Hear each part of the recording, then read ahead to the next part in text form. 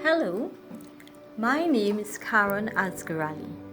I am an educator, an author, a speaker, a survivor of gun violence, and an avid runner. I am sharing some thoughts I had this morning while on my run. I hope they provide fodder for your thoughts. As I was running with the cool morning breeze blowing gently on my face, awakening my senses and my thoughts, my mind was filled with this thought. Our world was in a crisis situation. And no, I was not referring to the current pandemic. We had become puppets of our schedules, our perceived statuses, and varying degrees of perceived indispensability. Long before COVID-19 surfaced, we were rushing around in a mad frenzy, barely keeping our heads above water. So many things to do, so little time.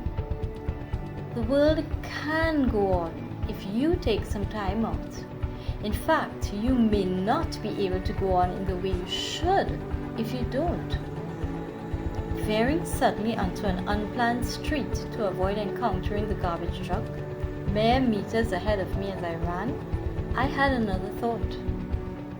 People are resilient.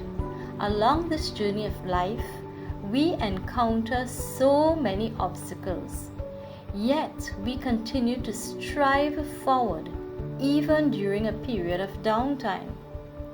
And this got me thinking further. What gives us the strength to move forward after times of difficulty that we had never before encountered and did not even consider could happen in our lives? From where do we draw our strength to open our eyes each new day to begin doing routine tasks in the midst of a dismal global situation?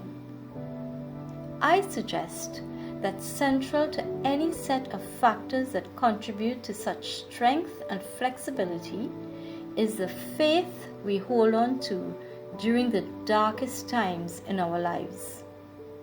We make meaning from our faith. We seek help through our faith. We give thanks and worship as acts of faith. Captured by the thoughts spinning around in my head, I was jolted back to the reality of my run by the stench emanating from the garbage truck. Holding my breath, I did a mental recheck. No, I did not follow the route of the truck, yet here I was gagging from the odor. Similarly, the choices we make now or made in the past can leave their marks on our future. Taking for granted our relationships with elderly relatives, other family members, friends, and even colleagues during our so-called productive years as we toil upwards to lofty positions can leave us broken if they are suddenly called away, or if there is some critical situation such as a cancer diagnosis, a failing kidney, an accident. Resorting to what is most convenient to suit hectic lifestyles, such as styrofoam containers, plastic bags, and bottles, has already precipitated ugly and inconvenient repercussions in our environment. Flooding, noxious gases upon incineration, and poor aesthetic value are the lingering scents that haunt our past pathways. With every step I ran, the illumination from the sun increased, shedding more light on my running route and my mental path. COVID-19 is certainly a virus of devastating proportions. Isn't it sad that a microscopic organism can bring about such macroscopic destruction?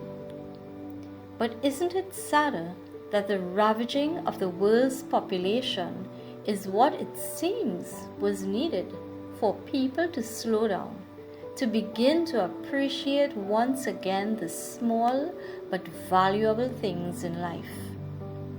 At the end of my run, I encountered another individual enjoying his morning walk. He had on his mask.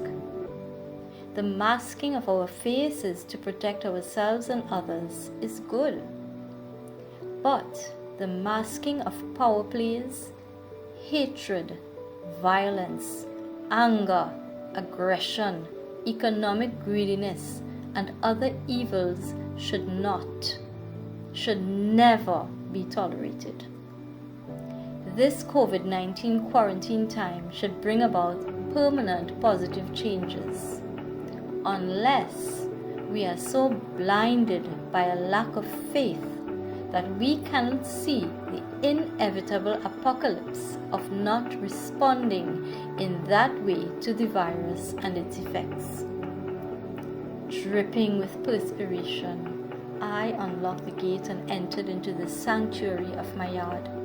I stretched and smiled as the sun's rays shone diligently and the birds serenaded me effusively. God's grace and faithfulness remain the same, pandemic or not.